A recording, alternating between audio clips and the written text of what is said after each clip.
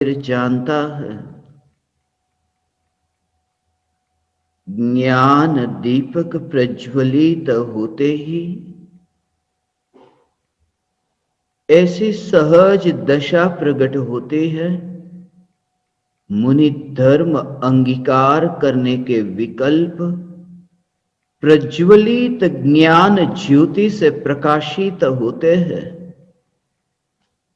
फिर भी सम्यक दृष्टि ज्ञानी धर्मात्मा को यह जागृति कि ज्योति के विस्तार के बाहर कहीं पर भी मेरा विस्तार नहीं, ज्योति का जहां विस्तार बस उतना ही मेरा विस्तार।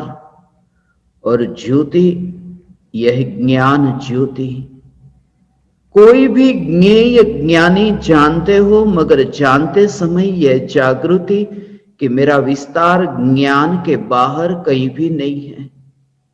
इसलिए अज्ञानी प्रयास करता है कि जो भी अनुकूलता मेरे सामने आती है, जो भी प्रतिकूलता मेरे सामने आती है, मैं अनुकूलता और प्रतिकूलता ये दोनों संयोगों को स्वीकार करूं। ज्ञानी की दृष्टि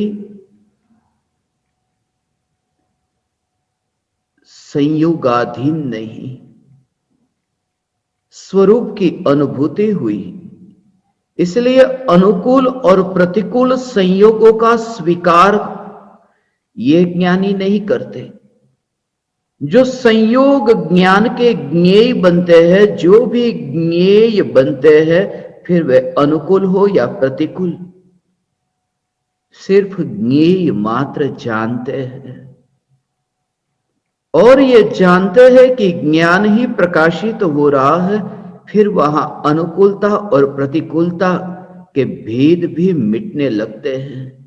दृष्टि में तो मिट ही गए, अब परिणति भी ऐसे निर्मल होती है कि निकट काल में मुनि धर्म अंगीकार होता है।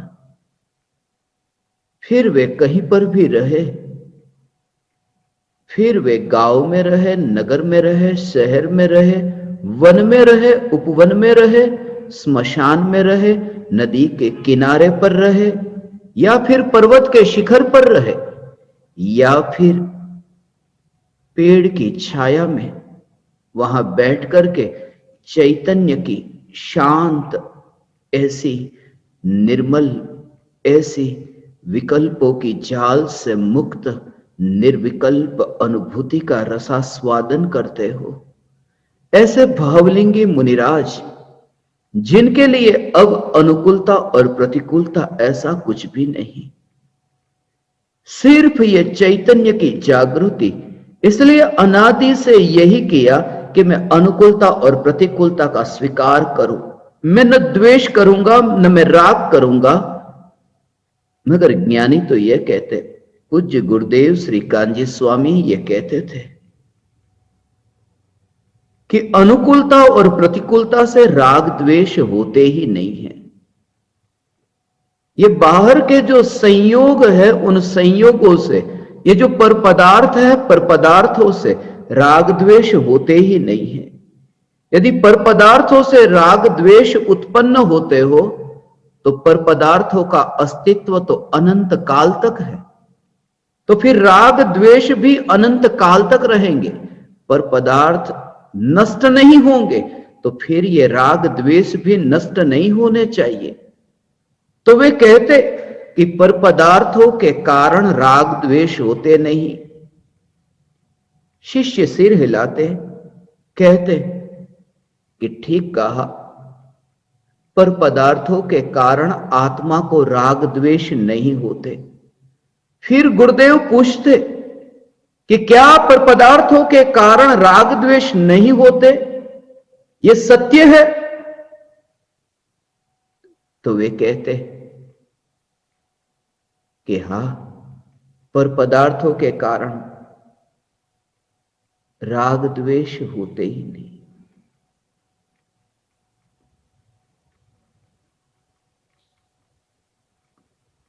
पर पदार्थों के कारण राग द्वेष नहीं होते, मगर आत्मा में राग द्वेष होते हैं, ये किसने कहा? दो बात खास समझना, पर पदार्थों के कारण राग द्वेष नहीं होते और आत्मा में राग द्वेष नहीं होते। ये दोनों बातें ठीक तरह से समझना, आंख खुली रख करके मेरे नजर के सामने देख करके इस बात को समझना। अभी ध्यान में लीन मत होना, अभी ये विषय को ठीक तरह से समझ लेना। गुरुदेव ये कहते हैं कि पर पदार्थों के कारण राग द्वेष होते नहीं।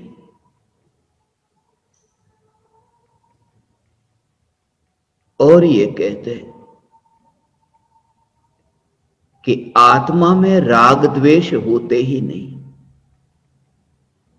पर से होते हैं या अपने आप होते हैं, ये बात ही एक और है। इस सिद्धांत को समझना कि आत्मा में राग द्वेष उत्पन्न ही नहीं होते। आत्मा में राग द्वेष की उत्पत्ति कैसे हो? भीतर में हो राग द्वेष तो राग द्वेष की उत्पत्ति हो। भीतर में है ज्ञान तो ज्ञान के अतिरिक्त उत्पन्न क्या हो सकता है? यह जागृति। जब यह जागृति प्रति समय रहती तब ऐसी सहज दशा होती है वितराग परिणति। वितराग परिणति के बल पर वे भावलिंगी मुनि धर्म अंगीकार करते हैं। वह वन विहारी संत होते हैं। अब वे कहीं पर भी रहे, अब उन्हें संयोग और वियोग में ये कल्पना ही न रही। ज्ञेय मात्र जानना, राग के प्रति राग नहीं और द्वेष के प्रति द्वेष नहीं। यह जागृति सम्यक दृष्टि को सदाकाल है। यह जागृति सदाकाल है, राग के प्रति राग नहीं, द्वेष के प्रति द्वेष नहीं, क्योंकि राग और द्वेष ये दोनों ही ज्ञान के ज्ञेय है। इस स्वरूप को जो समझता है कि राग और द्वेष के भाव ये ज्ञान के ज्ञेय मात्र है। राग और द्वेष ज्ञान में नहीं, जहां ज्ञान में जानने रूप कार्य होता है, ज्ञान का परिणमन होता है, उस ज्ञान के परिणमन में यदि तुम जाग करके देखो तो भूतकाल में जो अच्छा और बुरा ये दिखता था, अब तुम्हें अच्छा बुरा न दिखेगा। ज्ञेय जो है उन ज्ञेयों में तुम्हें अच्छा और बुरा न दिखेगा। ज्ञेयों को जानने के काल में तुम्हें परमात्मा दिखेगा। राग को जानोगे तो परमात्मा दिखेगा और द्वेष को जानोगे तो परमात्मा दिखेगा।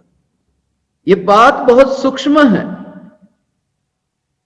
इसलिए ये कहता हूं राग को जानते समय परमात्मा का दर्शन और द्वेष को जानते समय परमात्मा का दर्शन। क्योंकि जब राग जानने में आया तब राग को जानने वाले ज्ञान में ज्ञान मात्र का दर्शन हुआ, और जहां राग से न्यारे ज्ञान का दर्शन तो वहां परमात्मा का दर्शन। क्योंकि परमात्मा है क्या? चैतन्य मात्र। तो राग तो ज्ञेय की श्रेणी में गया, राग जानने में भी आया, मगर जानने में आने पर भी ज्ञान की अनुभूति के बल पर यहां परमात्मा को देखा। द्वेष ज्ञान में जानने में आता है, मगर द्वेष जानने में आने के काल में भी यहां तो परमात्मा को देखा। ये राग और द्वेष के विकल्प, ये विकल्प जानने में आते हो। अज्ञानी लड़ता है, झगड़ता है राग द्वेष के विकल्पों के साथ में। ये इसलिए झगड़ता है क्योंकि राग और द्वेष के विकल्पों मैं उत्पन्न करता हूं तो मैं रोक दूं। यह स्वीकार तब होता है कि वे उदय के परिणाम है और मैं मात्र ज्ञाता दृष्टा हूं। इसलिए ज्ञानी राग द्वेष को रोकते नहीं। ज्ञानी ज्ञान स्वभाव की जागृति के बल पर स्वयं में स्थित रहते हैं और ये स्थिरता ऐसे बढ़ती जाती है कि वन विहारी होते हैं। वन में विहार करते हैं और वहां पर पशुओं की संगति में रहते हैं, पशुओं की संगति में, पक्षियों की संगति में। पशु पक्षी यदि वहां पर पास में आकर के बैठ जाए तो भी कोई लेन देन नहीं, कोई वार्तालाप नहीं, कोई शब्द, कोई भाषा, कोई संवाद, कोई विवाद, कुछ भी नहीं। क्योंकि भाषा के कारण ही तो ये कनेक्शन जुड़ता है। इसलिए तो मैं तुम्हारे सामने बोलता हूं और तुम ध्यान में लीन होते हो, तुम्हारा ध्यान कहीं और भटक रहा है। इसलिए मुझे ये विचार आता है कि मुनिराज वो अकेले में क्यों जाते होंगे। जब मैं कहता हूं आंख खुली रख करके सुनो, बिल्कुल आंख बंद मत करो, तो भी देखो वो आंख बंद करके सो रहा है।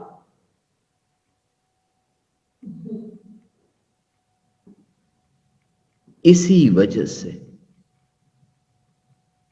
वे मुनि वन विहारी हो जाते। यही तो कारण है जब मैं कमरे में अकेला बैठता हूं, तुम उस सत्संग को सुनना, क्योंकि तुम्हारे जैसे बेध्यान लोग वहां नहीं बैठते। जब मैं कहता हूं मेरे सामने देख करके ही मेरी बात को सुनो, तुम अभी ध्यान मत करो, क्योंकि मुनिराज की वह दशा, ये मैं प्रयोग से तुम्हें कहता हूं, क्योंकि वहां जानवर, कुत्ता बिल्ली आकर बैठे हो, कुछ भी नहीं। और कहने का भाव आए तो ताड़ के पान पर उस जमाने में अभी कोई और साधन मिले, लिख दिया, बस बात खत्म हो गई। जिन्हें पढ़ना है वे पढ़े। इस दशा को मैं समझ सकता हूं, मेरी अंतर की जो वेदना है तुम न समझ सकोगे, क्योंकि तुम बेध्यान हो और मुझे तुम्हें कहने का भाव आता है और मेरा समय व्यर्थ में बर्बाद होता है। तुम हाथ तो हिलाते हो मगर तुम्हारा ध्यान नहीं। तुम आंख तो बंद करते हो मगर आंख बंद करके तुम बेध्यान होकर कहीं और नींद में चले जाते हो। कनेक्शन मुझे नहीं दिखता और मैं जिनके सामने बैठता हूं, उनके सामने बोलता हूं, वह तब बोलता हूं, एक एक वचन मैं तुम्हारे लिए तब बोलता हूं मुझे कुछ बोलने जैसा लगे, वरना चुप हो जाता हूं। मुनिराज की वह दशा, वह तुम अभी न समझ सकोगे। तुम बेध्यान हो, तुम्हारे अंतर में इतने जंजाल लेकर के बैठे हो, उसे समझ ही न सकोगे। मुनि तो होने की बात बहुत दूर, मुनि की दशा को समझना बहुत मुश्किल।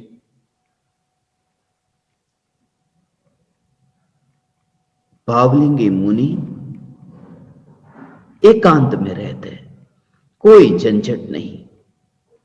ये गृहस्थों की संगति से इसलिए कुछ भी नहीं कहते। दो पैर वाला यदि सामने आए तो चुप रहते, मौन। हां, मगर शेर यदि सामने दिख जाए, हिरण का मांस खाने वाला, तो उपदेश देने चले जाते हैं। इसके पीछे कुछ राज तो होगा, कुछ न कुछ राज तो होगा, वरना तुम्हारे जैसे बेध्यान वाले लोगों के सामने बैठ करके बोल ही नहीं सकते। वे शेर के सामने बैठ करके वो उपदेश दे।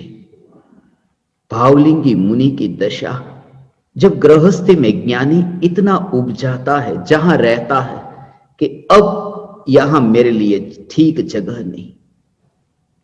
इसलिए तो बहुत से लोग मुझे मिलते हैं, बस में, विमान में, ट्रेन में, जहां जहां यात्रा करता हूं,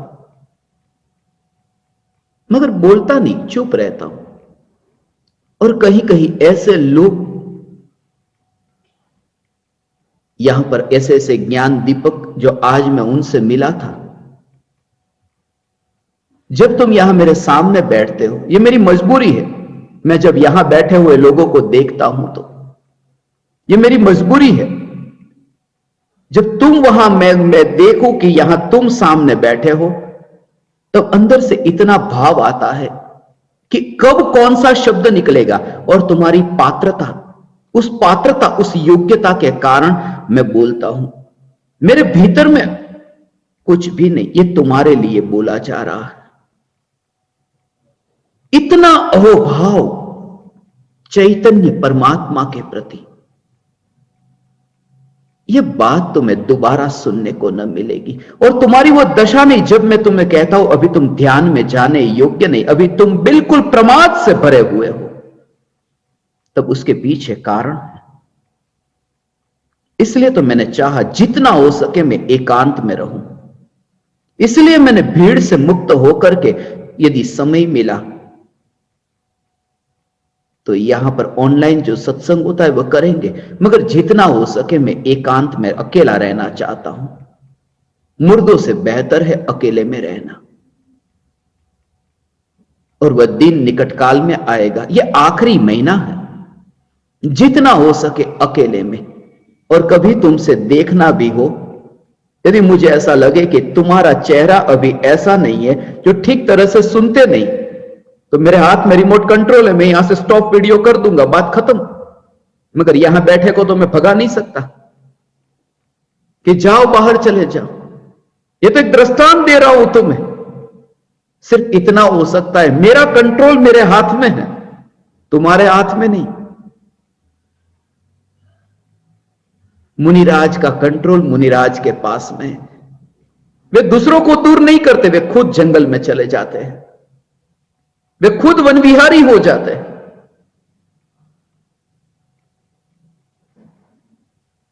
परम कृपालु देव की वह दशा, इसलिए तो परम कृपालु देव ने वह भावना पाई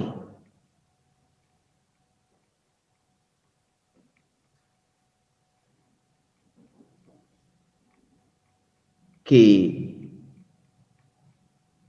अपूर्व अवसर एवो क्यारे आवश्य। कब आएगा वह अपूर्व अवसर?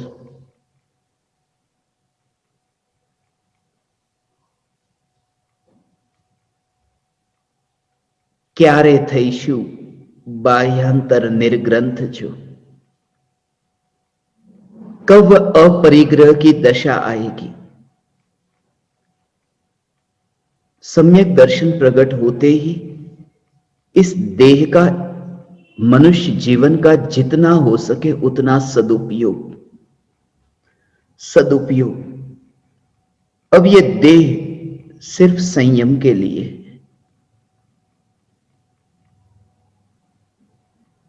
गृहस्थों के संग में, दो पैर वाले जानवर के संग में अब रह ही नहीं सकते, क्योंकि दो पैर वाले जानवर सिर खाते हैं, चार पैर वाले जानवर शरीर खाते हैं।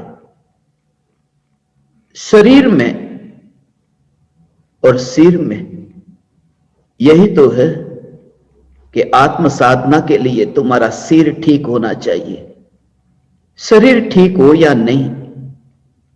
इसलिए तो मुनिराज वे एकांत में वन में चले जाते हैं।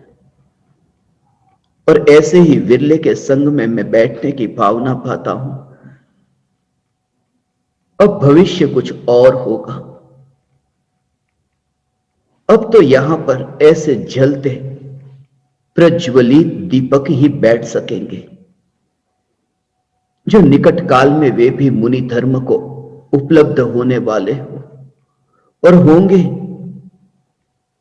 तुम जब ये सुनते हो तो सुनते सुनते तुम्हारे अंतर में जो ये विचार चलता है, जो ये भेद विज्ञान चलता है,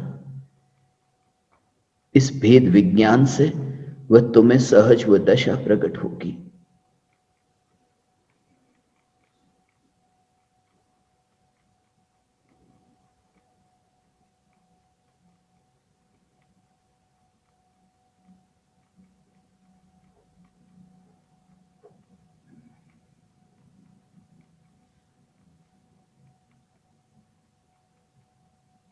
मैं देखता हूं आपको,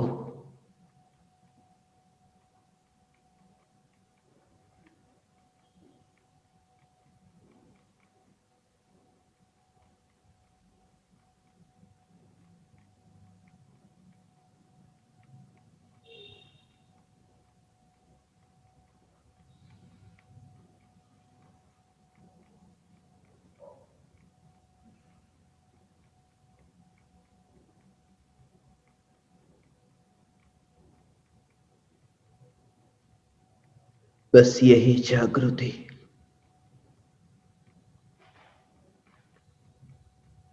जो पूज्य गुरुदेव श्री कांजी स्वामी कहते हैं,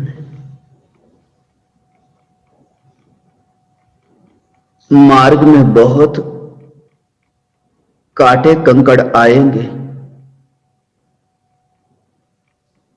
मगर फिर भी बीच में रुकना मत।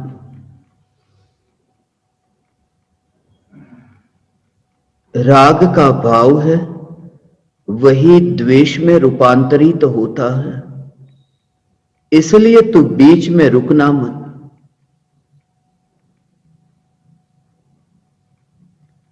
यहां पर उमराला के पास में ही एक गांव है लाठी, वह मुझे अभी स्मरण में आया।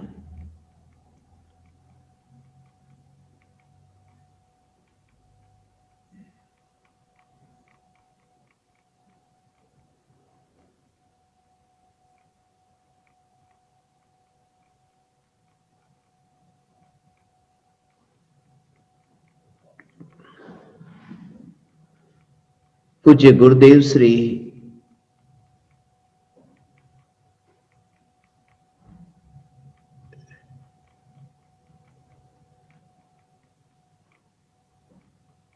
लाठी में थे।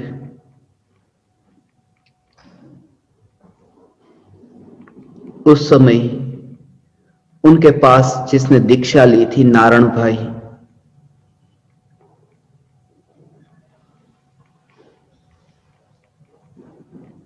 कैश लॉज करते थे नारायण भाई। तो गुरुदेव उनको पूछते,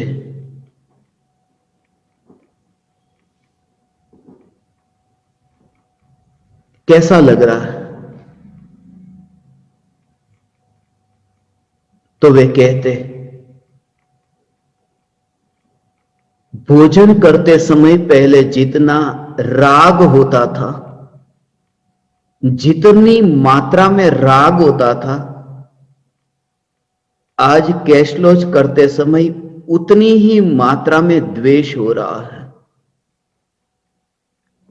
ये कहते, पहले भोजन करते समय राग होता था, उतनी ही मात्रा में अब द्वेष हो रहा है।